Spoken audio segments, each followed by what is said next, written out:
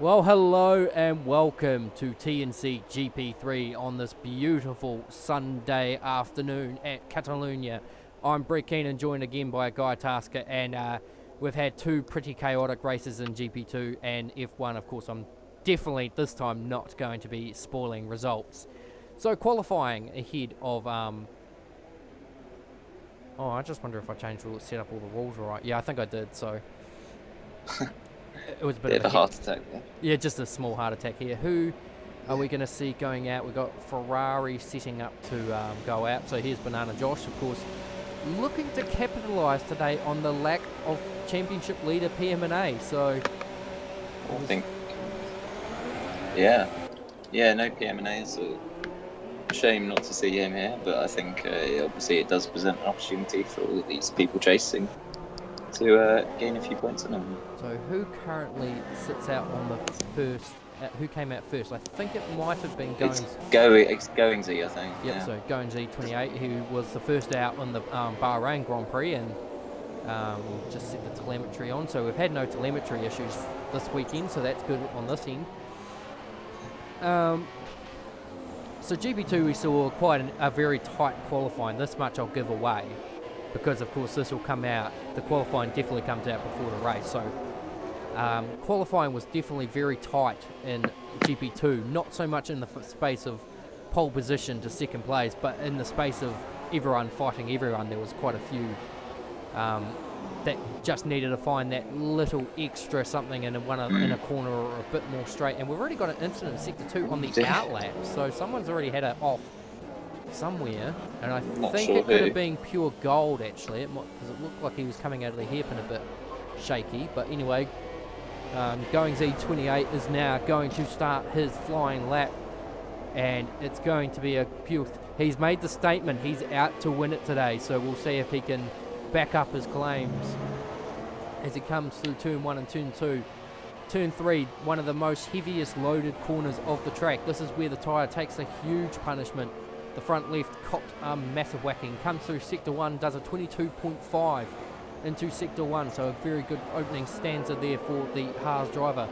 Turn 5, you just want to get a nice acceleration out of here, or just tips it a bit wide. You wouldn't be enjoying that too much.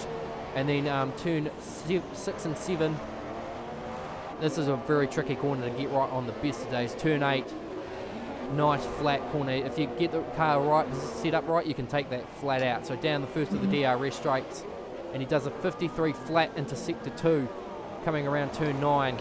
And this here is where two drivers got caught up in the GP2, which has actually altered the results for that race. Of course, that will be addressed later on in the next week's broadcast. So coming through the last sets of corners, gets a bit on the grass coming into the last series of turns, doesn't get the exit as well. His teammate's just starting a flying lap, and he's aborted. So he's aborted it. So I wonder if he... So Banana Josh, maybe I think this is deciding to switch off the soft tyre, maybe? Well, and we've just had a moment here for Banana Josh. So, and he's going to get right into the... So CAJ sets the fastest lap of the race, and he gets a 0-place grid penalty?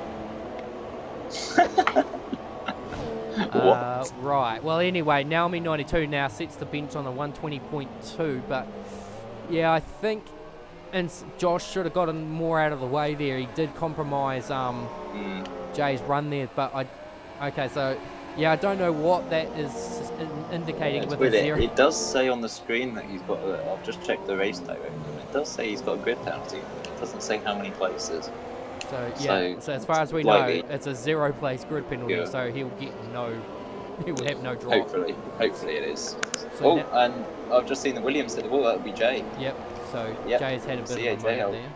Lost it on the exit and lost his front wing there. And CA has actually left the session, so I wonder if that's...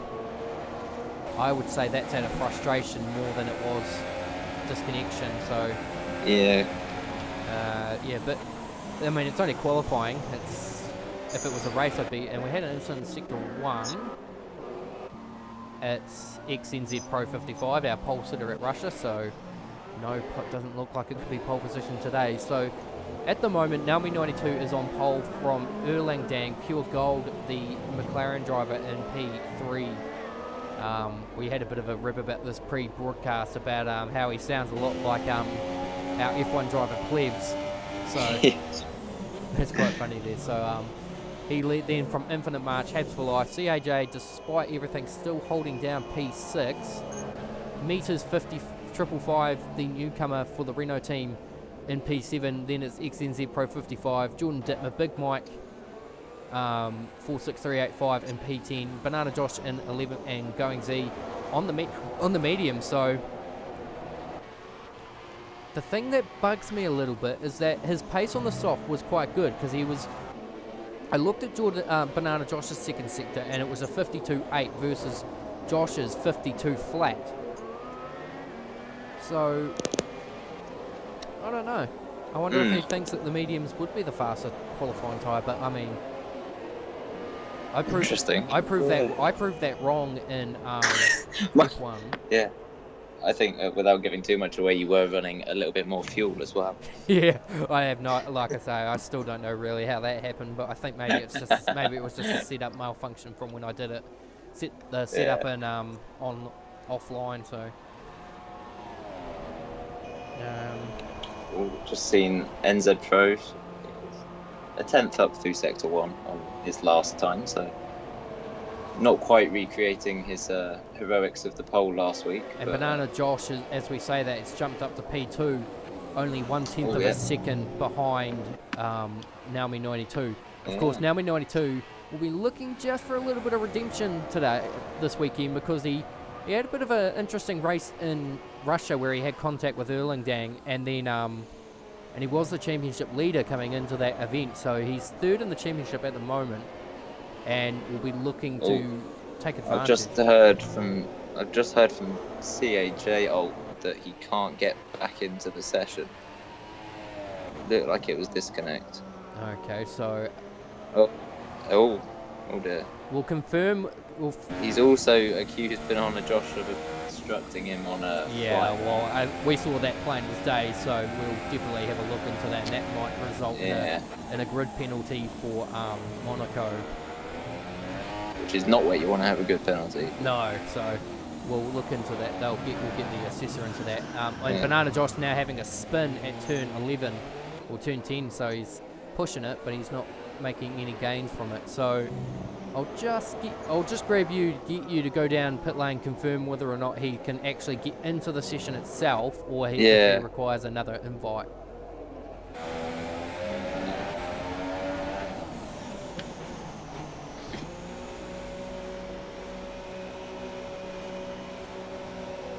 And then if not, we'll get one of the drivers to do that. So, because I don't think, sorry viewers, I'm just going to pause to double check. No, I can't do it myself. So I think from what he's saying is he is in the session, but everyone is in the pits. It only lets him spectate. Oh, okay, so he's there. So I think, if I'm correct, as long as he is in this session, he'll be able to come back in. He will be able to join the race. He just won't be able to do any more qualifying. Well, as long as, because I actually didn't see him say that he rejoined, so. Yeah, I didn't see that either.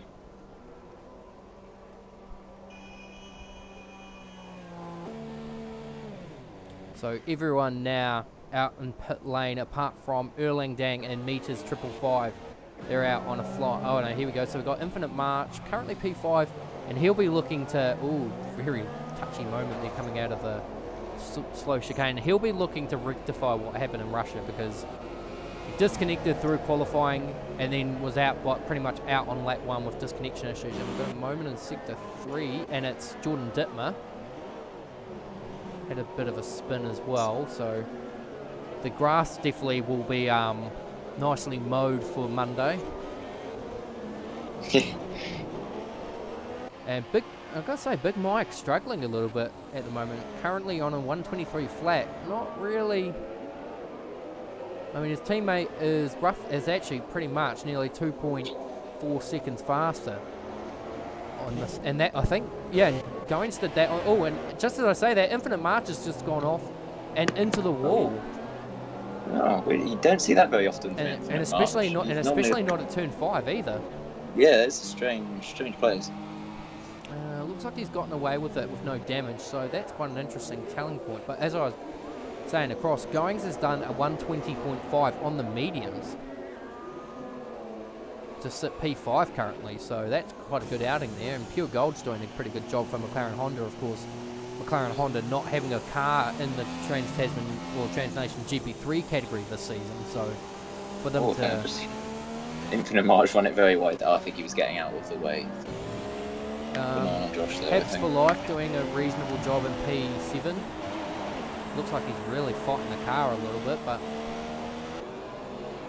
I think we came under the impression that he admitted that, or announced that he was going to switch back to his controller for the rest of the season, then work off the off-season for season 2018 to get back on the wheel. Yeah. So we've got 1 minute left on the clock, and currently Naomi 92, and Erlang Dang has just pipped him on 119.7. It's a good time. And he's dropped he's done it. Yep. Well, he's happy with that. Yeah, definitely. So currently we're just looking at Banana Josh at the moment. No, Naomi 92, sorry. So he's out on a out lap, about to prepare for his final lap. He's going to get around for one more lap. Banana Josh, I think, is on a flyer, so this will be his last attempt to get pole position. Pure Gold is the same. Let's see what Pure Gold does in Sector 1. He does a 22.3, which is still, I think, a bit slower than most others. So Banana Josh is actually not that far behind. So we'll watch Naomi. No, we'll watch Pure Gold because he's going to be the next one to cross the line. The time to beat is a 119.7. Can anyone get close to this? Well, I can say that Pure Gold probably not, but he improves to P2. And Banana Josh is going to cross the line, and he doesn't improve. So P4 is his game, unless some of the... Oh, Big Mike's actually gone up to P7 with that time, so he's improved. He's happy with that as well. So we've got Naomi 92 and NZ Pro both on flying laps, and Altman Meters has just bailed out of his lap, so he's happy to take P11, it seems. So CAJ, despite everything, is going to start P10 on the second to last row of the grid. But what can Naomi 92 do? Can he displace either Pure Gold or Erlang Dang? It's close. 99 P2. It's very close. So he jumped Pure Gold, but not enough to displace Erlang Dang, who records his first pole position of his career. NZ Pro comes along. Can't improve. P9 for the pole sitter last time out. So a bit of a different change of fortune. It looks like Russia looks to be more of his track. So currently, yeah, we're just waiting for the time to drop. But at the moment, so a really good showing there by Erlang Dang. And just for those who don't know him, he's the kind of driver that asks every single night to have a practice. So looks like it's paying off. He has quite the work rate, I think. He's very committed, it seems. And definitely we're seeing the improvements. So we're seeing the improvement from him. The driver I expected to be further up the grid that isn't is Infinite March. Yeah. It's relatively close, not quite as close as what we saw in GP2, but it's still quite close. There's no massive gaps appearing there. Everyone's within a few tenths of each other, it seems. So, shame to see Jordan Dittmer hasn't been able to build upon his good showing last time out. Yeah, I think we'll see how the race pans out for him. So a 122, which puts him roughly 3 seconds slower than Erlang Dang. Got 30 seconds left on the clock at the moment, but yeah, this is an interesting telling because Erlang Dang wasn't considered in the factors for the predictions that were placed on the Trans-Nation Challenge. But the drivers that were aren't exactly in the ideal position to be able to follow it through. Yeah. So anyway, There we go. so that is qualifying for the Trans Nation Challenge round 5 at the Spanish Grand Prix, the Gran Premio de España. So qualifying results are Erlang Dang from Naomi 92, Pure Gold and Banana Josh making it an Australian second row. Going Z28, Infinite March, Big Mike 46385, Habs for Life 634, XNZ Pro 55, CAJL 97, Meters 555, and Jordan Dittmer 711. 2 drivers on the mediums, the rest on the softs. What can we expect to see? And there is actually a 5-place grid penalty there for CAJ. So what's going to happen in the race? Stay tuned to find out.